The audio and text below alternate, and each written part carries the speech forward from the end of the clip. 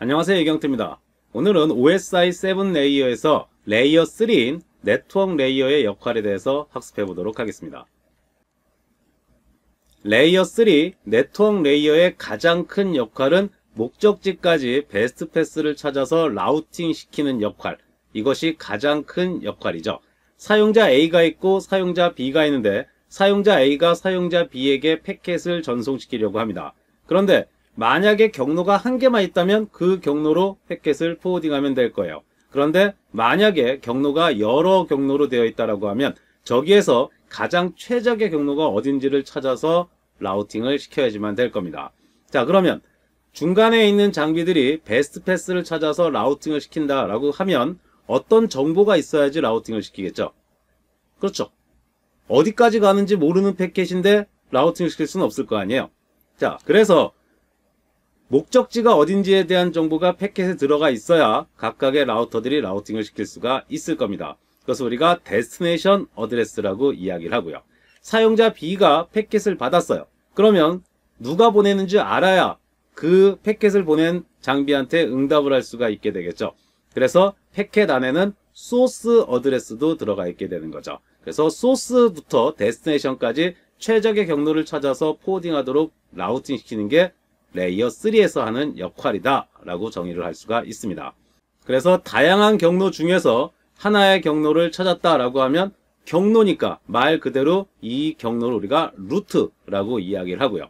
그러면 베스트 패스를 찾아서 최적의 경로로 포워딩하는 장비가 있어야 되겠죠. 걔를 우리가 라우터라고 이야기를 합니다. 그러면 라우터를 정의를 내린다라고 하면 라우터는 목적지, 데스티네이션 어드레스까지 베스트 패스, 최적의 루트를 찾아서 그쪽으로 라우팅을 시키는 장비다. 라우터 안에는 베스트 패스를 찾을 수 있는 프로토콜이 필요하게 되겠죠. 그러면 베스트 패스라고 하는 입장에서 봤을 때는 걔를 능동적으로 찾는 거니까 그 프로토콜을 우리는 라우팅 프로토콜이라고 이야기를 합니다. 스태틱 라우팅 프로토콜, EIGRP, OSPF, BGP 이런 것들이 베스트 패스를 찾는 라우팅 프로토콜이죠. 그러면 패킷이 들어와서 어떤 정보가 라우팅 되는 겁니까? 그렇죠. 라우팅을 시키기 위해서는 데스티네이션 IP 어드레스나 데스티네이션 IPX 어드레스 이런 목적지 어드레스를 보고 우리가 라우팅을 시켜야 되는 거죠. 그러면 해당 어드레스는 라우티드 되는 거죠. 수동태가 되는 거죠. 그렇기 때문에 해당 주소를 갖고 있는 프로토콜, IP나 IPX 같은 프로토콜 우리가 라우티드 프로토콜이라고 이야기를 합니다. 그래서 라우팅 프로토콜, 라우티드 프로토콜 굉장히 헷갈려 하시는 경우가 많이 있는데 굉장히 간단한 거죠. 능동적으로 베스트 패스를 찾는 능동태, 라우팅. 그런가 하면 그 라우팅이 되는 대상, 걔는 라우티드 되는 거죠. 수동태니까. 그래서 영어로는 굉장히 간단한데 이것을 한국말로 해석을 하다 보니까 사람들이 많이 헷갈려 합니다. 다음으로는 향후에 우리가 라우터의 동작 원리, 라우팅 프로토콜의 동작 원리 이런 부분은 굉장히 많이 배우시게 될 거예요. 그런데 우리가 지금 현재 레이어 3에 대한 부분을 정의를 내리는 부분이니까 라우터가 어떻게 동작하는지 간략하게 살펴보도록 하겠습니다. 자, 다음과 같이 사용자 A와 사용자 B 사이에 라우터 4대가 있습니다. 그런데 R1이라고 써있는 라우터 입장에서는 위로 가는 경로도 있고 아래로 가는 경로도 있어요. 그러면 어디로 가는? 목적지 B로 가는 경로에 대해서 경로가 하나, 경로가 둘 해서 2개의 경로가 있는 거죠.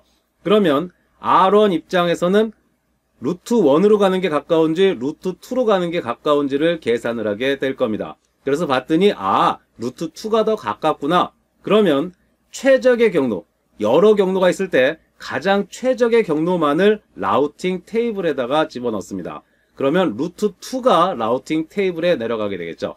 그래서 패킷이 들어오게 되면 최적의 경로만이 라우팅 테이블에 내려갔고 그 라우팅 테이블에 있는 정보를 기반으로 해서 라우팅을 시켜서 최적의 경로로 패킷을 포워딩을 하게 됩니다.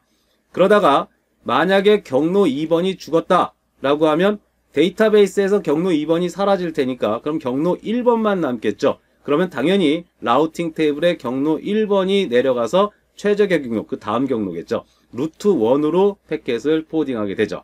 그리고 다시 경로 2가 살아났다라고 하면 최적의 경로가 살아났으니까 다시 루트 2 쪽으로 베스트 패스를 잡아서 라우팅을 시키게 될 겁니다. 이게 라우터가 하는 역할인 거죠. 자, 그리고 OSI 7 레이어에서 레이어 3를 공부하시는 분들이 레이어 3에서는 베스트 패스를 찾는 역할이야 라고 하는 것까지는 잘 압니다. 그런데 베스트 패스를 찾는 기준도 레이어 3에서 해야 된다는 것은 잘 모르고 있어요. 그러면 베스트 패스를 찾는 기준은 왜 필요할까요? 자, 한번 생각해 보도록 하겠습니다. 사용자 A에서 사용자 B까지 그 사이에 장비들이 굉장히 많이 있다라고 가정을 했을 때 어떤 장비는 목적지까지 가는데 라우터의 개수를 가지고 베스트 패스를 찾는다라고 가정을 해보죠. 그런가 하면 어떤 장비는 밴드위스를 기준으로 해서 베스트 패스를 찾는다라고 가정을 합니다. 자, 이런 경우에 어떤 문제가 발생하는지 한번 보도록 하겠습니다. 사용자 A가 사용자 B에게 패킷을 전송을 시켜서 R2까지 왔는데 R2는 목적지까지 라우터를 몇 개 거치느냐를 베스트 패스로 찾아요. 그러니까 위쪽으로 가면은 R2가 R4, R6, R8을 거쳐서 목적지까지 가니까 라우터 3대를 거치게 되고 밑으로 가게 되면 R7, R8에서 2개만 거치면 목적지로 갈 수가 있으니까 당연히 베스트 패스를 R7 쪽으로 잡을 겁니다. 그런데 R7 입장에서 밴드위스를 봤더니 R7하고 R8 사이에는 10Mbps로 되어 있고 R7에서 R2, R4, R6, R8에서 위쪽으로 가는 경로는 전부 100메가로 되어 있어요. 그러면 10메가보다 100메가가 더 좋구나 생각을 해서 R7은 R2에게 패킷을 다시 전송하게 될 겁니다. 그러면 R2는 그 정보를 잡아서 다시 베스트 패스를 찾았더니 다시 R7이 베스트예요. 그러면 R7한테 다시 전송을 하고 R7은 패킷을 받았더니 다시 베스트가 R2예요. 그러면 다시 R2한테 전송을 하게 되겠죠. 그러면 여기서 룹이 발생을 하게 됩니다. 그렇기 때문에 모든 장비들이 베스트 패스를 찾는 기준이 동일해야 돼요.